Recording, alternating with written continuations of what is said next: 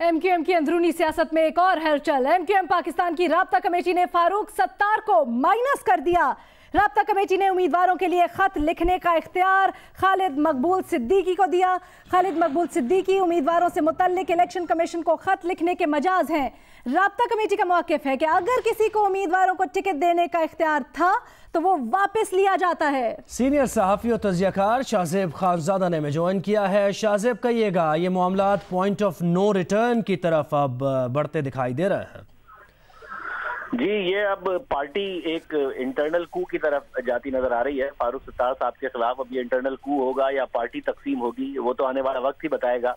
फारूक सत्तार साहब ने जाहिर है एक कामरान टिसोरी साहब के लिए एक स्टैंड लिया जो कि बैकफायर करता नजर आ रहा है। पब्लिक में पहले फारूक सत्तार साहब नहीं आए, पहले राब्ता कमेटी आई और ये बात वाज़ेह हो कि जब पाक सरजमीन पार्टी के साथ इत्तेहाद हुआ और उसके अगले दिन जब प्रेस कॉन्फ्रेंस कर रहे थे फारूक सत्तार साहब, जिसमें उन्होंने छोड़ने का ऐलान कर दिया था सियासत को, तो अचानक ऐसा समा बन गया कि उस वक्त राब्ता कमेटी के वो लोग जो दूसरी तरफ हैं वो भी फारूक सत्तार साहब को मनाते नजर आए, वरना उस वक्त भी दिल से कोई मनाने को तैयार नहीं था। पार्टी के अंदर रिफ्ट उस वक्त भी मौजूद थी, उस वक्त भी कामरान टिसोरी साहब एक इशू थे और अब राब्ता कमेटी को कामरान टिसोरी साहब को इशू बनाकर एक दफा फिर मौका मिला, जिसका फायदा भी उठाया गया, पब्लिकली प्रेस कॉन्फ्रेंस भी की गई। मगर उसके बाद फारूक सत्तार साहब ने बतौर लीडर जाहिर है इस मामले को उस तरीके से हैंडल या डील किया नहीं है जिस तरीके से उन्हें करना चाहिए था। रात को राब्ता कमेटी उनके घर आई थी, उस वक्त नहीं मिलना और फिर कहना मैं सो गया था और बाद में आके मीडिया पे बात करना। आज तो ये पूरा का पूरा मामला खराब हुआ है। नुकसान एमक्यूएम का और फारूक सत्तार साहब का सबसे ज्यादा। शाहज़ेब, एक और चीज़, फैसल सब्ज़ारी ने कहा था कि कड़वा घूंट पीना पड़ा तो पी लेंगे। इस स्टेटमेंट से ऐसा तासुर जा रहा था कि शायद राब्ता कमेटी थोड़ी लचक दिखाएगी, लेकिन अब जो मामलात सामने आ रहे हैं वो तो बड़ा हार्ड स्टांस है। जी, मैं सवाल आपका पूरी तरह सुन नहीं सका, मगर सब्ज़ारी साहब ने जो कल बात की थी वो सियासत छोड़ने के हवाले से थी कि हम पार्टी नहीं तोड़ने देंगे, अगर कोई हतमी कदम उठाना पड़ा तो सियासत हम छोड़ देंगे। मगर बहरहाल ये सारे का सारा काम इसलिए हो नहीं रहा कि फैसल सब्ज़ारी ने या फिर फारूक सत्तार साहब ने सियासत छोड़नी है। फारूक सत्तार साहब भी आमिर खान साहब को जब शो कॉज नोटिस भेज रहे थे तो उन्होंने लिखा था कि आमिर भाई फिर मैं घर बैठ जाता हूँ, आप पार्टी संभाल लें। तो और बार बार हर सवाल के बाद उन्होंने ये बात लिखी थी, मगर ना ही घर बैठने का इरादा फैसल सब्ज़ारी साहब का है या राब्ता कमेटी के किसी दूसरे मेंबर का है, ना ही घर बैठने का इरादा फारूक सत्तार साहब का है। सब इस वक्त चाहते हैं कि पार्टी के अंदर जो उनका इंटरेस्ट है वो आगे बढ़े। दूसरी साइड पर जाहिर है बहुत सारे लोगों का इंटरेस्ट एक साथ है। फारूक सत्तार साहब जो आला क़यादत है उसमें अलग नजर आते हैं सिर्फ और सिर्फ कामरान टिसोरी साहब की वजह से। तो हतमी कदम पार्टी छोड़ने का कोई नहीं लेगा। हाँ, पार्टी टूट भी जाए तब भी नहीं लेगा, बेशक दावा कितना भी किया जाता रहे, वरना फारूक सत्तार साहब आज सुबह आके ये कहना रहे होते, अपने नुमाइंदों को अलग सेनेट की टिकट के लिए भेजना रहे होते और फिर राब्ता कमेटी इलेक्शन कमीशन को ये खत लिख के सारे इख्तियारात खालिद मकबूल सिद्दीकी साहब को देना रही होती। जी अच्छा शाहज़ेब, ये कहिएगा, अगर ट्रैक रिकॉर्ड देखें एमक्यूएम हकीकी, फिर पीएसपी, इल्ज़ामात लगाए गए, फिर एमक्यूएम पाकिस्तान और अब क्या एमक्यूएम पाकिस्तान के बाद एमक्यूएम बहादुराबाद, कुछ ऐसी सूरत हाल? देखिए जी, तकसीम की तरफ तो लगता है कि पार्टी जा रही है, मगर मामलात वो रहे नहीं। एमक्यूएम हकीकी बनी और एमक्यूएम पाक ने सरवाइव किया अल्ताफ हुसैन साहब की सरबराही में। उस वक्त जो इनका वोटर और सपोर्टर था उसके इश्यूज अलग थे, मामलात अलग थे। फिर अगर उसमें बाद में भी अगर कोई नाराज होता रहा तो वो एक सेंटर ऑफ पावर इतना ज्यादा हो गया था अल्ताफ हुसैन साहब का, और अल्ताफ हुसैन साहब के साथ एस्टैब्लिशमेंट भी मुशर्रफ साहब के जमाने में इतनी खुश थी कि उन्हें फ्री हैंड था। अब मामलात हैं जरा अलग और वोटर सपोर्टर भी बहुत अलग तरीके से देख रहा है। अल्ताफ हुसैन साहब है नहीं, पीएसपी बन चुकी है, एमक्यूएम धड़ों में टूट रही है या फिर कम से कम ये तासुर दे रही है कि इनके दरमियान बहुत ज्यादा तकसीम मौजूद है। तो माजी वाली बात के वो है नहीं। हाँ, कराची के लोगों में ये जरूर एहसास महरूमी पाया जाता है कि कराची में पाकिस्तान पीपल्स पार्टी काम नहीं करती, डेवलपमेंट नहीं करती, मगर साथ ही कराची के लोगों ने देखा है कि एमएनएस भी मौजूद हैं, एमपीएस भी मौजूद हैं, सेनेटर्स भी मौजूद हैं। एमक्यूएम 12 हुकूमत में भी रही है, काम हमारे उसके बावजूद हुए नहीं। अल्ताफ हुसैन साहब माइनस हो गए, एमक्यूएम उसके बाद संभली नहीं। तो वोटर सपोर्टर की भी इस वक्त थिंकिंग अलग है इस पूरे सेटअप के हवाले से। ठीक है शाहज़ेब, आप हमारे साथ ही मौजूद रहिएगा। इसी दौरान हमें मज़हर अब्बास साहब ने भी ज्वाइन किया है। मज़हर साहब, यही सवाल आपसे करना चाहूंगी। शाहज़ेब कहते हैं कि मामलात उनको तकसीम की तरफ बढ़ते हुए लग रहे हैं, आपको क्या लग रहा है? जी, मुझे तो पहले दिन से ये लग रहा था कि ये मामला हल नहीं होने जा रहा और उसकी बहुत सी वजूहात हैं, लेकिन आज सुबह जब ये खबर आई जिसपे डॉक्टर फारूक सत्तार ने कहा कि वो 7 बजे जाके राब्ता कमेटी के इजलास की सदारत करेंगे, लेकिन उसके साथ ही जो उनका लहजा था उससे मुझे बिल्कुल अंदाजा हो गया था कि कोई भी फरीक जो है वो लचक दिखाने को तैयार नहीं है। और जिस तरीके से भी जो भी इसका आउटकम होगा, फाइनल आउटकम होगा, उसमें दोनों को ही नुकसान होना है। और अगर दोनों ये समझ रहे हैं कि शायद उनकी पोजीशन लेने से उनकी कोई पार्टी खड़ी रह जाएगी, तो अब ये ग्रोह तो बन सकते हैं, लेकिन अब ये पार्टीज नहीं बन सकते। अब ये नहीं हो सकता कि एमक्यूएम पाकिस्तान या एमक्यूएम बहादुराबाद एक ग्रुप, एक पार्टी होगी और एमक्यूएम पीआईबी कॉलोनी एक पार्टी होगी। अगर ये तकसीम होते हैं तो फिर ये उस तरह के ग्रोह होंगे जिस तरह के ग्रोह हम देखते आए हैं पाकिस्तान की सियासत में, वो ग्रोही शक्ल इख्तियार कर लेंगे। तो मेरा ख्याल है कि शायद ये रियलाइजेशन दोनों में नहीं आ रही, और ख़ास तौर पे मैं डॉक्टर फारूक सत्तार को इसका ज़्यादा सियासी तौर पे जिम्मेदार करार दूंगा, क्योंकि जिस पोजीशन पे वो लड़ रहे हैं वो पोजीशन बहुत कमज़ोर है। जिस पॉइंट पे वो लड़ रहे हैं वो पॉइंट बहुत कमज़ोर है उनका। इसीलिए उन्हीं को इस पार्टी को संभालना था।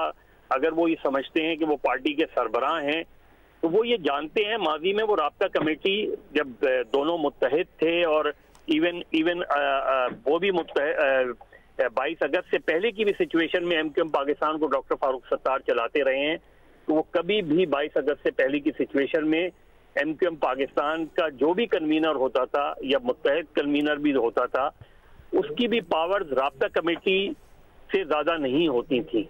तो मेरा ख्याल है जो सिचुएशन में इस वक्त डाल रहे हैं डॉक्टर फारूक सत्तार, उसका उनको सिर्फ उन्हीं को नुकसान है। और इसी तरीके से दूसरे लोग अगर ये समझते हैं कि वो कोई ग्रुप बना के वो खड़े तो रह सकते हैं ग्रुप बना के, लेकिन मुझे लगता ये है कि इसका सियासी फायदा जो है वो पीएसपी को होगा, और जो सेनेट के इलेक्शन में फायदा होना है वो पाकिस्तान पीपल्स पार्टी को होगा। और यही मैंने कल पाकिस्तान पीपल्स पार्टी के एक रहनुमा से पूछा, तो उन्होंने कहा कि अगर इनकी तकसीम होती है तो शायद हम 10 से 11 सीटें भी ले सकते हैं, और अगर तकसीम नहीं होती तो हम 9 सीटें भी ले लेंगे। तो अब जिन सीटों पे ये दोनों लड़ रहे हैं, तो वो तो फिर इनके हाथ कुछ भी नहीं आना। शायद एक आध कोई सीट आ जाए तो आ जाए, लेकिन सियासी तौर पे जो इन्हें नुकसान होना है, तो पहली मर्तबा ये होगा कि एमक्यूएम का वोटर इन दोनों को रिजेक्ट कर सकता है। तो ये मेरा ख्याल है अगर रियलाइजेशन नहीं आ रही अब तक, तो वो जो एक फॉर्मल बैरियल था एमक्यूएम का, वो इस तकसीम की सूरत में हमें सामने आ जाएगा। यानी आप ये कह रहे हैं कि तकसीम दर तकसीम इतनी हो गई है कि अब कोई पार्टी वजूद में नहीं आएगी, कोई ग्रोह ही बन सकता है जिसका कोई खास इतनी पावर भी नहीं होगी। डॉक्टर फारूक सत्तार थोड़ी देर पहले उन्होंने मीडिया से बात की और उन्होंने कहा कि 7 बजे इजलास बुलाया है, मुज़ाकरात नहीं होंगे, अब इजलास होगा और मैं सदारत करूंगा उसकी। क्या कहा उन्होंने, पहले वो सुन लीजिए जरा। आईनी सरबराह हूँ, इलेक्टेड सरबराह हूँ, इलेक्टेड सरबराह हूँ, तो इलेक्शन कमीशन पार्टी लीडर की हैसियत से मुझे से टिकट का कहेंगे और मुझे ही टिकट देने, इसमें कोई दो राय नहीं है। डॉक्टर फारूक सत्तार की आपने प्रेस कॉन्फ्रेंस सुनी। अब से पहले उन्होंने वाशगाफ अल्फाज में कहा कि वो सदारत करेंगे। आज शाम जो 7 बजे राब्ता कमेटी का इजलास उन्होंने तलब किया है, उसकी शाहजेब खानजादा और मजहर अब्बास हमारे साथ मौजूद है। शाहजेब, आपसे जानना चाहूंगी, कल जब फारूक नसीम की स्टेटमेंट से मुतल्लिक डॉक्टर फारूक सत्तार से एक सवाल किया गया था सहाफ़ी की जानिब से, तो कैटेगोरिकली फारूक सत्तार ने कहा कि मैं यकीन नहीं कर सकता कि फारूक नसीम ने ऐसा कुछ कहा है। फिर आज भी जब उनसे सवालात होते रहे तो उन्होंने मानने से इनकार कर दिया। तो क्या वाकई उनके इल्म में नहीं है या उनकी कोई स्ट्रैटेजी है? ये फारूक सत्तार साहब अभी कह भी रहे थे बार बार कि मैं सरबराह हूं और इलेक्टेड सरबराह हूं। पार्टी की लीडरशिप और पार्टी की सरबराही डिमांड थोड़ी की जाती है, वो तो कमांड की जाती है। आपकी कमांड है तो दूसरे कहेंगे कि आप हमारे सरबराह हैं और फिर आपकी बात भी मानेंगे। आप लोगों को बता के मैं आपका सरबराह हूं बात नहीं मनवा सकते। फारूक सत्तार साहब ने, मेरा ख्याल है कि इस बात को सोचते हुए कि क्योंकि ज़ाहिर राब्ता कमेटी पहले पब्लिक में आई थी, फारूक सत्तार साहब नहीं आए थे, तो ये गलती पहली फारूक सत्तार साहब ने नहीं की है। मगर उस वक्त ये सोचना कि अगर मैं बात मान गया इनके पब्लिक में आने के बाद, पहले दिन ना सोचना है, दूसरे दिन सोचना, पहले दिन ना सोचते, अपनी प्रेस कॉन्फ्रेंस के बाद सोच लेते, और मैं अपनी बात पर अड़ा रहूंगा। क्योंकि अगर कामरान टिशोरी का नाम हट गया तो फिर मेरी कोई रिट नहीं रहेगी और फिर मैं एक डमी सरबराह बन जाऊंगा। माजूद के साथ वो 3-4 दिन में एक ऑलमोस्ट डमी सरबराह के तौर पर अब नजर आने ही लगे हैं, जो खुद आके बता रहे हैं कि मैं सरबराह हूं। तो फारूक सत्तार साहब की जो पॉलिसी थी और जो उन्हें कंप्लीट कंट्रोल हासिल हुआ था पीएसपी के अगले दिन प्रेस कॉन्फ्रेंस करने के बाद, जिसमें उनकी वालदा की भी एंट्री हुई थी, वो सारा ही रिवर्स होता नजर आया है। वो कंट्रोल उनके हाथ से जाता नजर आया है।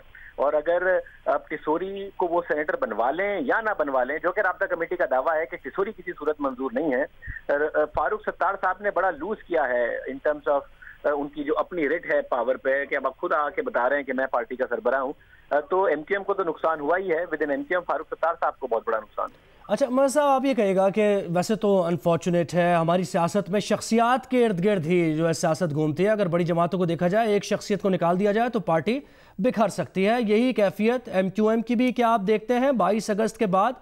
और फारूक सत्तार वो कैरिज्मेटिक शख्सियत नहीं है कि वो इंटैक्ट रख सके पार्टी को, कुछ ऐसा है? देखिए, डॉक्टर फारूक सत्तार की शख्सियत में बहुत से रंग रहे हैं और सियासी तौर पे वो बड़े अच्छे कारकुन भी रहे हैं। बहैसियत मेयर वो बहुत अच्छे एडमिनिस्ट्रेटर भी रहे हैं। उन्होंने बड़े अच्छी तंजीमी तरीके से काम भी किया है।